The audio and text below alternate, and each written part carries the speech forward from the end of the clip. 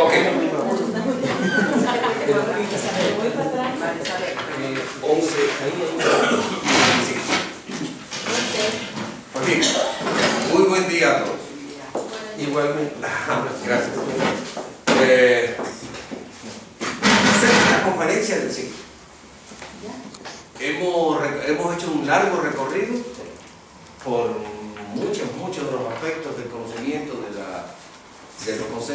de los conceptos de la salud y de la enfermedad desde muy diversos ángulos. Hoy nos toca una milenaria cultura. Hoy nos toca hablar sobre la medicina tradicional china. Digamos mejor, hoy nos toca hablar sobre la medicina china. Y vamos a establecer algún claro concepto acerca de lo que es la medicina tradicional china y lo que pudiera llamarse medicina china tradicional para establecer los paralelos y las diferencias. Es decir, nosotros conocemos una medicina china. Nosotros estamos imbuidos de una información asociada con la medicina china. Conocemos perfectamente cuando un terapeuta, no importa que sus rasgos sean asiáticos, conocemos que un terapeuta está haciendo medicina china con nosotros cuando lo vemos utilizar, por ejemplo, agujas. Así un poco que ya asociamos las agujas, la acupuntura, asociamos el tabaco, ya menos conocido, pero la moxa, el tabaco chino, con el que se trabaja sobre determinados puntos corporales. Conocemos también unos conos, ya también menos conocidos todavía, voy yéndome a lo menos conocido todavía, unos pequeños conos de una planta llamada artemisa, la misma con la que se hace el tabaco chino, o moxa, que es el nombre con que lo conocemos, que se ponen sobre determinados puntos y se queman. Y cuando se quema, el montoncito, pues actúa sobre determinados sectores corporales y restituye desbalance corporal. Generalmente la doxibustión es mucho más, ¿cómo se llama esta técnica? Es mucho más cerrada en el sentido de que su marco es más estrecho que el de la acupuntura. De la acupuntura es mucho más amplio. Y esta amplitud de la acupuntura se refiere a que abarca prácticamente todo el espectro de problemas de salud, o problemas que se presenten con la salud, o problemas para mantener, o sea, tratamientos para evitar los desequilibrios que alteran de alguna manera u otra el bienestar personal y que decimos, o le llamamos enfermedad como trastorno, distorsión de la salud. Hoy vamos a hablar de medicina china. Hoy voy a marcar una diferencia a lo que yo aprendí como medicina china en mi país, en Cuba, a lo que se aprende por lo general en las universidades actualmente, que lo que llamado medicina china, y que se vende, es un paquete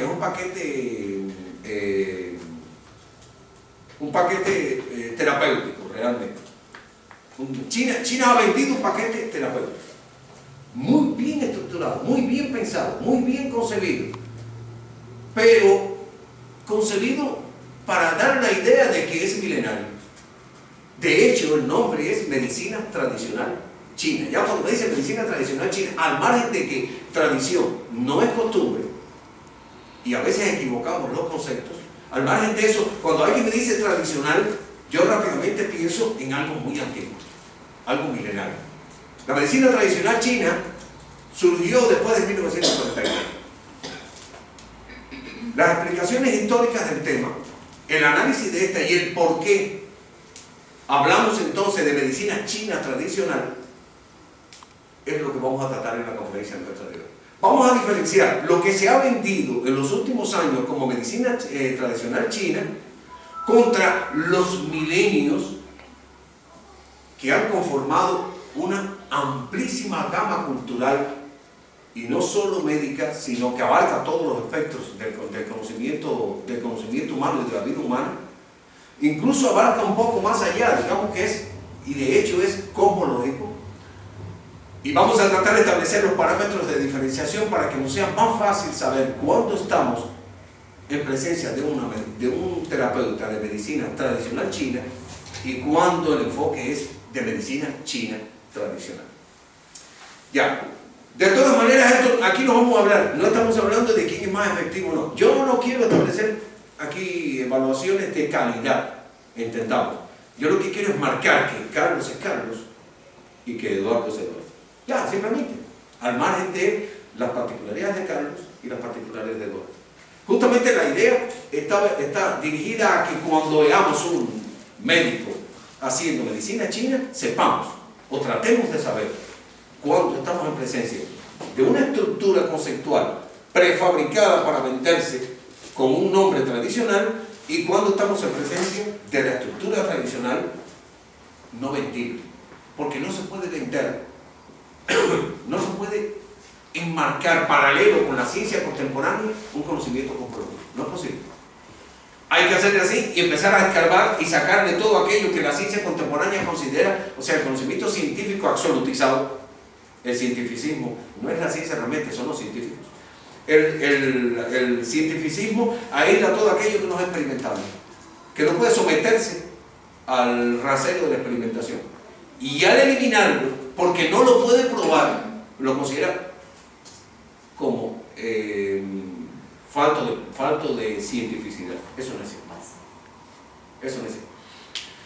Realmente, cuando el conocimiento está metido dentro de la otra información y se está usando sin saber cuáles son los fundamentos, ahí sí estamos hablando de superstición.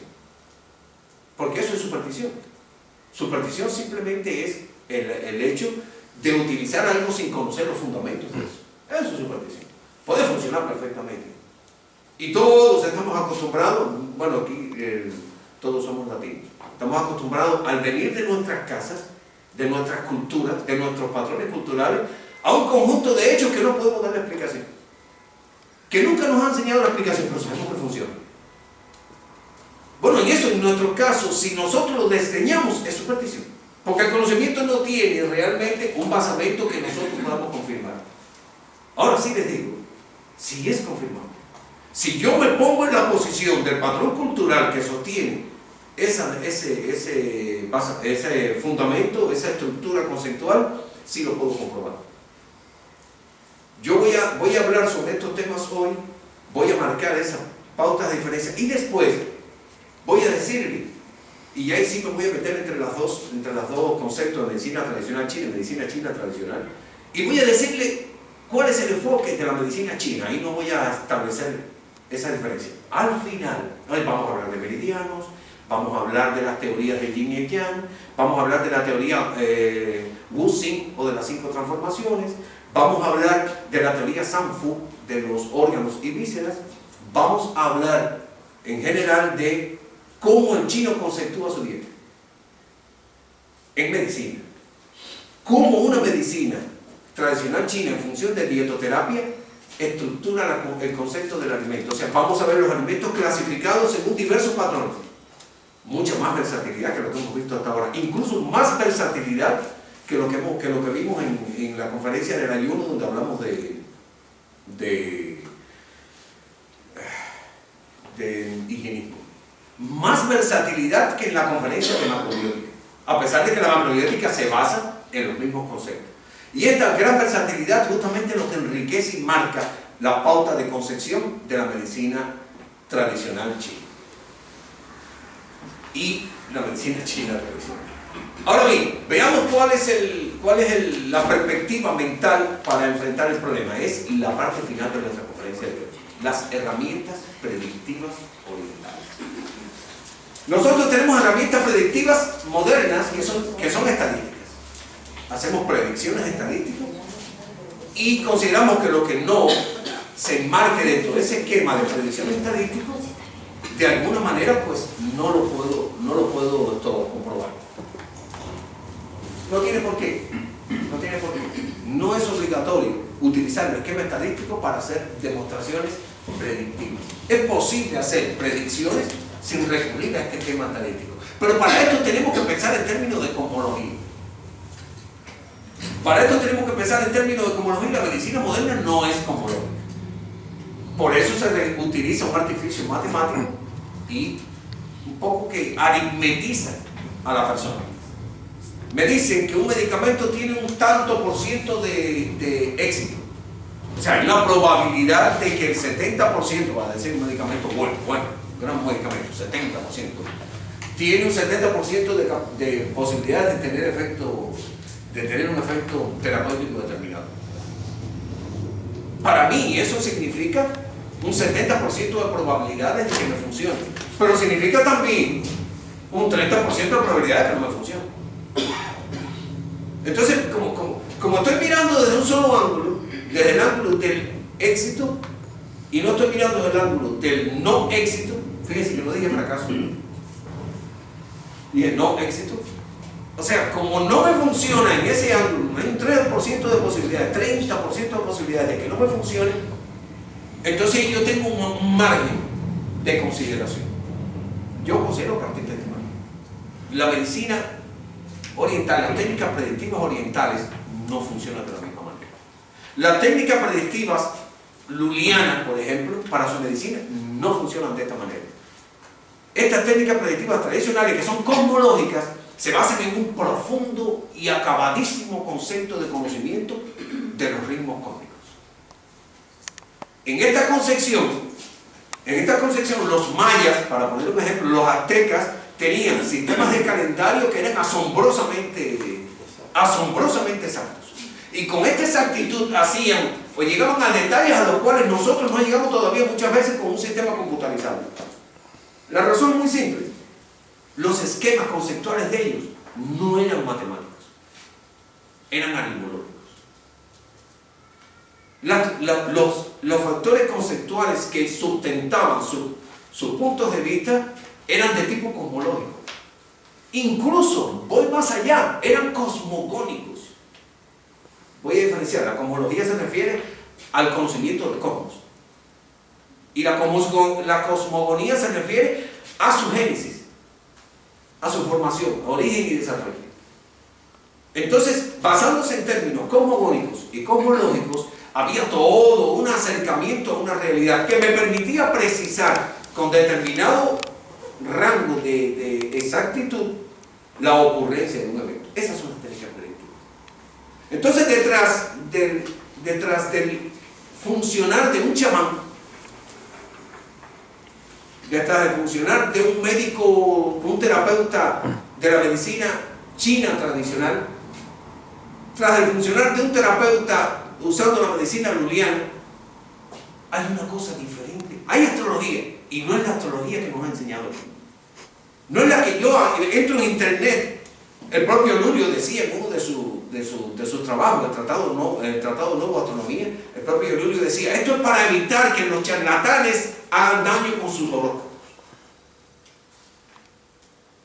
Estamos hablando del 1200, yo creo que la obra del Tratado Nuevo de Astronomía está por el 1290 y tanto. No me hagan demasiado caso. De todas maneras, en esta conferencia no está, pero en la anterior sí está puesto la fecha. Este tratado, además por aquí también, aquí detrás del póster, como pueden ver, están por detrás los títulos de todas las obras de Jung. Bueno, algunas de ellas, ¿no? Porque son cerca de 280 obras. Y el Tratado Nuevo de Astronomía, o el Tratado de Astronomía Nueva, es uno de los que él escribió justamente para evitar, parecía como si estuviera lanzando en un periódico serio hoy una crítica, para evitar que los príncipes y los señores, que eran los que pagaban, que tenían posibilidades, sufrieran la agresión de los charlatanes que venían con cuentos de oro. Entonces estamos hablando de una astrología que no se parece en nada a lo que me han enseñado actualmente. Cuando una astrología, que es de tipo tradicional, que es cosmológica, utiliza porcentajes estadísticos, díganme, aquí hay una implicación que no funciona. Porque la cosmología no funciona con porcentajes estadísticos. Entonces, evidentemente, desde este ángulo, estamos presentando una perspectiva, y la perspectiva que yo les traigo es la perspectiva de Xiao Jun. Xiao Jun, y lo vamos a estudiar en la conferencia, fue un eminente pensador chino que trabajara sobre estos temas de las técnicas predictivas. Desarrolló el llamado Luo Chu. No solo él, pero desarrolló el llamado Luo Chu y cómo utilizarlo. El Luo Chu es el cuadrado, el llamado cuadrado mágico, el cuadrado de las 9 plazas. yo les traigo este cuadrado y les voy a explicar por qué en internet está lleno completamente de engaños cuando se habla sobre ese cuadrado. ¿Por qué cuando se habla del número anual de una persona, del número mensual, del número diario y del número de su horario, de su hora, que puede ser también el número de los minutos y el número de los segundos de su nacimiento o del evento actual? Yo estoy hablando ahora, hoy, aquí, en Suecia. Hay una hora solar. Una hora solar que es imprescindible conocerla, que no me sirve este patrón de hora de meridiano de Greenwich para poder trabajar desde el punto de vista predictivo el funcionamiento de los procesos. Una persona va a atenderse con un terapeuta y el terapeuta tiene una herramienta predictiva en la mano. Esto no es adivinación, esto es predicción. Es decir, hay una posibilidad de ocurrencia del evento dada la coincidencia de determinadas situaciones. Pero esas situaciones están. Yo espero que el ciclo cósmico, que de una manera u otra refleja el devenir de las estaciones, de las fases lunares, de los ciclos del día y la noche, del flujo del soplo vital en mi cuerpo, aquí, en mi cuerpo, yo espero por allí que haya un punto de coincidencia. Todo eso lo vamos a estudiar. No vamos a enseñarle técnicas predictivas.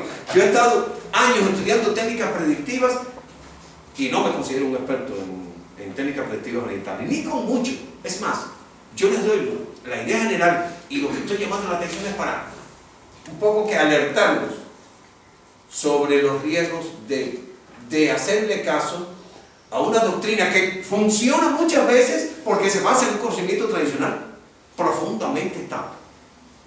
Yo reviso los horóscopos, tanto orientales como occidentales, o reviso las descripciones de los patrones de mi fecha de nacimiento y digo, Dios, me coincide. Pueden coincidir perfectamente, pero el hecho de que coincidan no lo convierte en una herramienta predictiva de valor. La herramienta predictiva es aquella que bajo determinadas condiciones me permite llegar a suponer y atajar el evento que debe presentarse y que puede generarme el conflicto. Estoy hablando de salud, en términos de salud. Además, vamos a quitar todo el psicologismo moderno de caracterizaciones psicológicas de las personas según los patrones predictivos orientales. Esa es más o menos la idea que les traigo para hoy. Acercarme un poco a la verdadera doctrina tradicional de la predicción, que ni es psicologista, porque no puede ser psicologista, ni es psicologista, ni tampoco es una técnica de adivinación.